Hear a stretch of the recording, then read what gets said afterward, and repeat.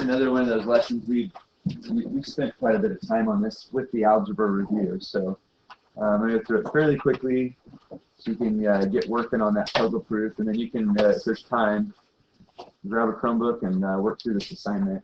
And then I'm also going to do some work with just give you on your next topic. So if you initiated that process, you can redo a topic from chapter 2 test today. I think there'll be time in class today or tomorrow.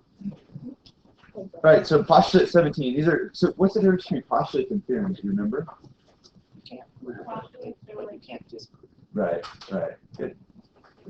So slopes of parallel lines in a coordinate plane, two non-vertical lines are parallel if and only if they have the same slope. So any two vertical lines are parallel. So I mean, you use this in algebra. We've been going with this postulate for a long time. And then we've got slopes of perpendicular lines. It says in a coordinate plane, two non-vertical lines are perpendicular if and only if the product of their slopes is -1. That's another way of saying their slopes are opposite reciprocal. So I think you know that. So the goal in this lesson is just you either use the graph, or you look at the equation and rewrite it in slope-intercept form, or you use the slope formula, one of those three methods: graph, rewrite the equation y equals mx plus b and lift off m, or look at m, and then the slope formula, and then compare the two slopes that way. Decide if they're parallel or perpendicular with that. So find the slope of each line. Which lines are parallel? So visually you may be able to rule out certain pairs of lines. Can you tell which ones have a chance of being parallel here? Can you tell? First two on the left. I'm pretty convinced that that one on the far right is not going to be parallel to the other two. Can you tell that? So now sometimes you can't tell visually, or I might not give you a picture, so you just have to calculate the slope. But we're not going to bother calculating the slopes between these two, or the far one right and the left one. But I think you may be right here with these other two. We're going to calculate those slopes. We could calculate it by counting here. We could do this deal, or we go down 1, 2, 3, 4, 5, and then over 1, 2. So there's a slope of -5/2. If we have a good accurate graph, that's a good method for calculating a slope, is just counting the rise and the run. And let's see on this one right here. 1, 2, 3, 4, 5, and then 1, 2. So it looks like your hunch is correct. -5 If you can't tell from the graph, you would look at the coordinates. You would take, let's call it M1. That's the slope of the far left one. It would be 0 - 5 over -4 minus -6, which is -5 over, that's -4 plus 6, -5/2. So, and then the other one would be, we'll call it M2. 1 - 6, minute here, 1 - 6 over 0 minus -2, which is -5/2 as well. What's up? I thought your equation was x1 minus x2. It is, but in terms of what you choose for x1 and y1 and x2, y2 is arbitrary. So it doesn't really matter as long as you're consistent. Notice that I started with this one down here and then subtracted this one, and then I started with this one down here and subtracted that one. If I were to switch that up, that would be a problem. Okay. So you could really write the formula, to be honest with you, as you could write it y2 minus y1 over x2 minus x1, or you could write it y1 minus y2 over x1. As long as you have the y's on top, and then you're consistent on the order in which you subtract them. Does that make sense? This is two different ways to get the slope. So it looks like these two lines are parallel. I don't know how to, they're not labeled. Let's label this A and B. So we could say A is parallel to B. And I think I could visually rule out this guy. You can check it algebraically, but there it is. So parallel. All right? You're going to be doing a little bit of that in the assignment. Piece of cake, right? You guys are got this dialed in. It says line N has the equation y equals negative 1/3 x minus 1. Line M passes through 3, 2 and is parallel to N. So it passes through 3, 2 and is parallel to this one. So here's the second one I mentioned. It's besides looking at the graph and getting the slope, you can lift the slope off of it from the equation, right? Can you visually look at this and tell me what the slope will have to be for the line? Yeah, it's got to match this. So the slope has to match that. Oh, so it's got to match this. So M's slope must equal negative 1/3 to be parallel to line N. In case you don't know that at this point. And it's got to pass through 3, 2. So we've got a couple different ways we can do that. One is to write it in point slope form. So we've got y minus, we're going to use this point right here. So y minus 2 equals negative 1/3 x minus 3. There it is. That's in point slope form. If we want to, we can solve that for y. So y minus 2 equals negative 1/3 x. 1/3 of 3 is 1. Positive 1 because I'm multiplying a negative and a negative. And then add the 2 over, and I get negative 1/3 x plus 3. So one of my lines here is, let's graph this guy right here. Negative 1/3 x minus 1 would be going through negative 1 with a slope of 1 down, which is 3 over. So there it is. That is line N. And we just found the equation for line M to be negative 1/3 x plus 3. So it goes through 3 with a slope of negative 1/3. That's line M. And you can visually tell those are parallel. They have the same slope, but different y-intercepts. And that red one does go through 3, 2, which is the point I said it had to go through. So geometrically speaking, when I ask you to find the equation of a line parallel to a given line, that blue line, going through a specific point, that's what it looks like.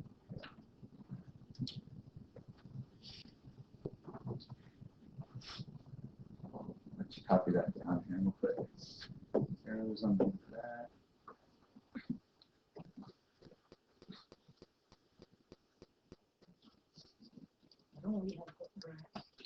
Oh, you guys don't have graphs? I think because you don't really need them. All that I did in red is what you would do algebraically to find it. Okay. So we're going to take, this is called point slope form of a line. And what I did is I plugged in the 2 for y1, so the 2 went in right here. The m, this negative 1/3, goes in for m right here. And then I took this as my x1, which goes in right here. So I can completely do this algebraically. I just have the graph up here. We have it up here on ours just to show you that we did what it asked to do. Like algebraically, this equation in red down here creates a line that's parallel to the given line. And you can see it when you graph it. So you don't need the graph to do it. You can do it all algebraically by plugging it into the equation. You might want to write this down again. Y minus y1 equals m x minus x1. That's our point slope form. We put in the point it has to go through, and then we put the slope in. And what would change if I had said find the equation of the line perpendicular to that given blue line? What would be the one thing that would change in this box, or I should say in this box equation up here? The slope would change to a 3. Reciprocal opposite to a 3. Alright. So given the points 3, 2, and 7, 6. So given the points 3, 2, and 7, 6. I'm going to draw a picture here for you. Looks like you don't have the right graph for that either. 7, 6 would be up here. So 7, 6, 3, 2, and 7, 6. Here's A. Here's B. Find the equation of the perpendicular bisector to AB in slope-intercept form. So the perpendicular bisector to AB would come through It'd have to go through the middle of this thing, and it would have to hit at a right angle. So it's going to come something like this. That's just my rough sketch. You might want to do a rough sketch. It looks like you guys don't have to draft it out either way.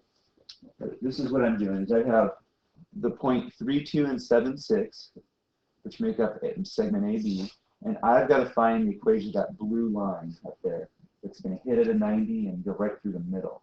Yeah. Wouldn't you just find the slope of AB and do Yeah. You find the slope of AB. That's one part of this. the midpoint of AB? And you have to find the midpoint of AB. Let's write that down. So we're going to find, number 1, midpoint of AB. Let's find that first. So midpoint of AB, you remember how to do this?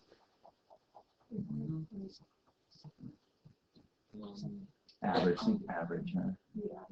Yeah, average, what do you average, do you remember? Yeah, average them. So what's the average between 3 and 7? 5, yeah. So the midpoint would be 7 plus 3 over 2, or 5, and then the average of the other guys, 2 plus 6 over 2, which is 4. So the midpoint is 5, almost 4. So right here, there's the midpoint. So here's what that means. This is kind of similar to the previous problem. It's basically asking for the equation of the line through 5, 4. So now it's find equation of line through midpoint, which for this specific problem is 5, 4. And perpendicular, there's our perpendicular symbol, to AB, and that's our second step. So that's what you guys told me. You're right. You got both of them. So it's got to go through 5, 4, and it's got to be perpendicular to whatever the slope is there. So we are going to have to find the slope between AB. What's slope of AB here?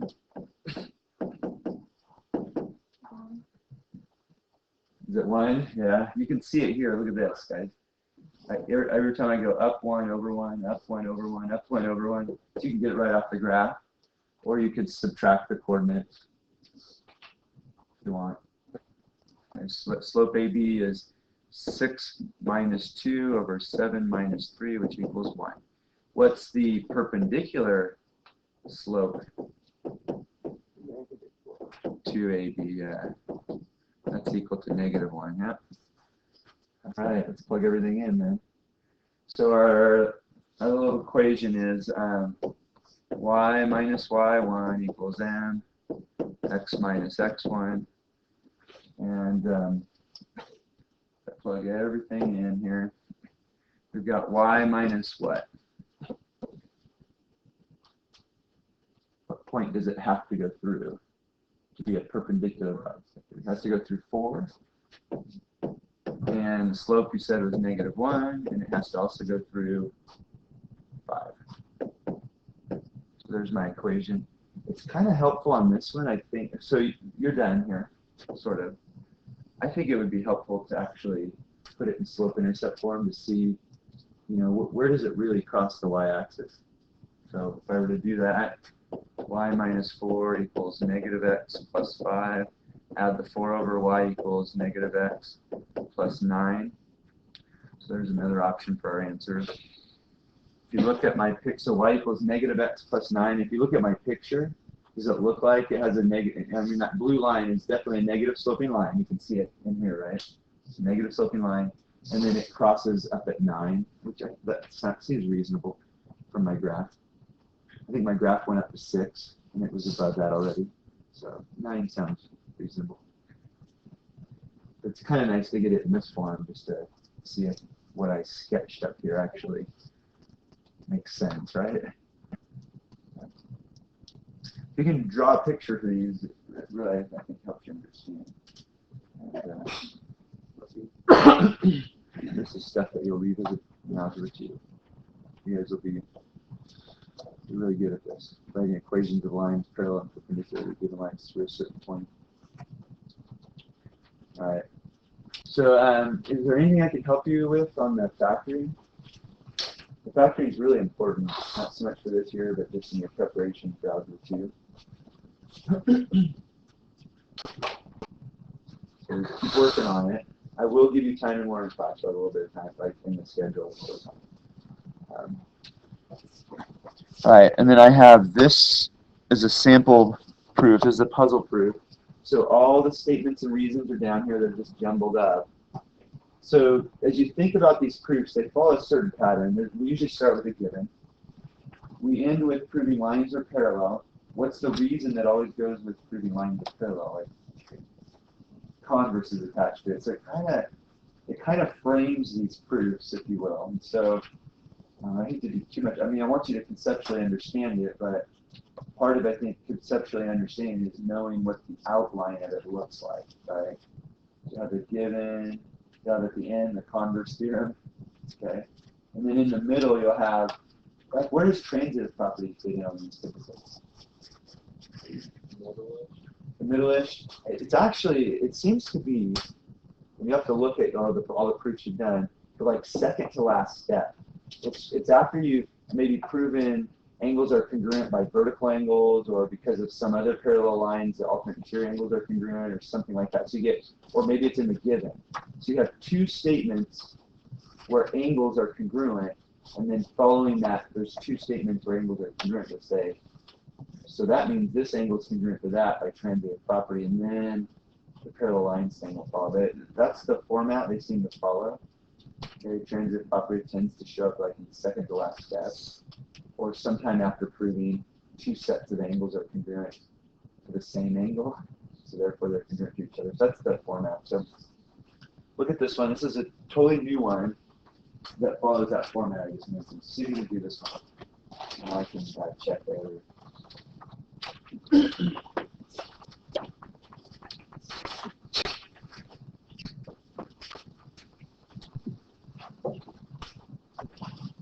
When you're done with this, grab a computer you can work on that homework, or you can work on your factory, the packet if you want to mess with the computer. We have a few books up here.